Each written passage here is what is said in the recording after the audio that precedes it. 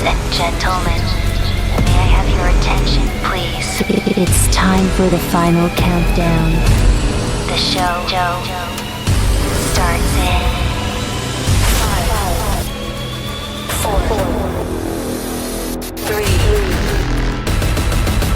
2,